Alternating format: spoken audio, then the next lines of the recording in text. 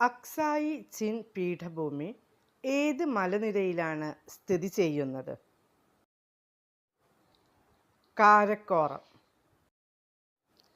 ജമ്മു കാശ്മീരിനെ ഭൂമിയിലെ സ്വർഗം എന്ന് വിശേഷിപ്പിച്ചത് ആരായിരുന്നു?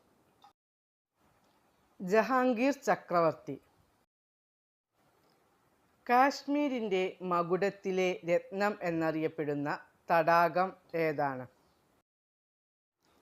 ദാൽ തടാകം. ലിറ്റിൽ ടിബറ്റ് എന്നറിയപ്പെടുന്ന പ്രദേശം ഏതാണ്? ലഡാക്ക്. ഇന്ത്യയുടെ പർവ്വത സംസ്ഥാനം എന്നറിയപ്പെടുന്ന സംസ്ഥാനം ഏതാണ്? ഹിമാചൽ പ്രദേശ്.